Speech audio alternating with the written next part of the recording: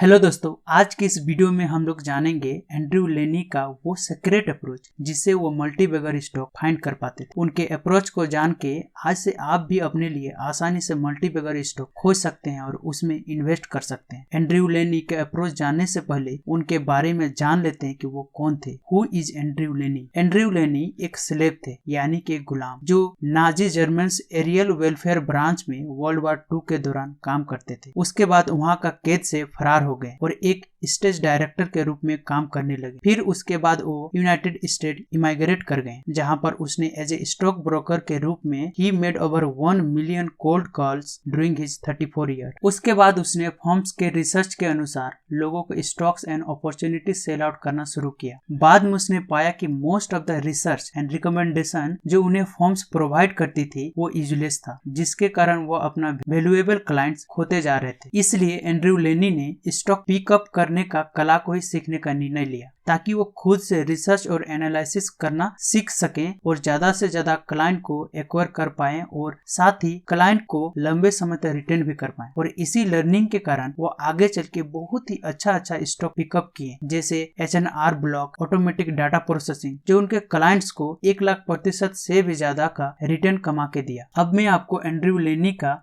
Multibagger stock selection process को describe करता हूँ, जो उनका इंडिकेटर अप्रोच के नाम से भी जाना जाता है। इसको मैं पॉइंट वाइज बताऊंगा। तो फर्स्ट पॉइंट है fast growth. Find out growing company. That means ऐसा कंपनी फाइंड आउट करो जिसका सेल्स 15% से ज्यादा इंक्रीज हुआ है और साथ ही अर्निंग भी लास्ट ईयर का आइडेंटिकल क्वार्टर से 30% से ज्यादा का इंक्रीमेंट हुआ है। दूसरा point, industry domination. Find some those company जिसका अपना इंडस्ट्री एरिया में डोमिनेशन हो। डेट मीन्स कंपनी मोनोपोली हो या नियरली मोनोपोली हो, यानी अपनी कंपटीटर से 0 to नियर 0 कंपटीटर हो, जैसे IRCTC। Third, independent to economy. Choose those company जिसका ग्रोथ इकोनॉमी से इंडिपेंडेंट हो। ऐसा कंपनी इंश्योर करेगा कि रिसेशन के दौरान भी इसका सेल्स एंड अर्निंग प्रत्येक साल इंक्रीज करेगा। ऐसा कंपनी बड़ा रिसेशन एंड मार्केट क्रैश को भी बीट कर सकता है और अपने शेयर होल्डर्स को लगातार प्रॉफिट दिला सकता है। Fourth point, exceptionally high order. अगर किसी कंपनी के पास बहुत ही हाई ऑर्डर बैकलॉग और हाई इनकमिंग ऑर्डर रेट है, तब ये श्योर इंडिकेशन है कि उस कंपनी का अर्निंग और सेल्स ग्रोथ लगातार बना हुआ रहेगा। इससे कंपनी का न केवल प्रॉफिट मार्जिन इंक्रीज होगा, साथ ही कंपनी का net income earning per share और स्टॉक का प्राइस भी इंक्रीज करेगा। Fifth point, ever growing repeat order factor. इसको समझने के लिए जिलेट कंपनी के बारे में सोचिए। अगर आप जिलेट रेजर लेते हैं तो आपको ये रेजर यूज करने के लिए बार बार ब्लेड खरीदना होगा। यहीं से कंपनी का ज्यादातर अर्निंग आता है, न कि रेजर का सेल से। सिमिलरली मोबाइल सिम से रिलेटेड कंपनी के साथ है। आप सिम बहुत ही सस्ते में खरीदते हैं या तो आपको फ्री ही मिल जाता है, पर उस सिम को यूज करने के लिए आपको बार बार रिचार्ज करना पड़ता है। Last point, get in before wall street. That means इस तरह का कंपनी आपके वॉल स्ट्रीट या फाइनेंशियल मीडिया तक पहुंचने से पहले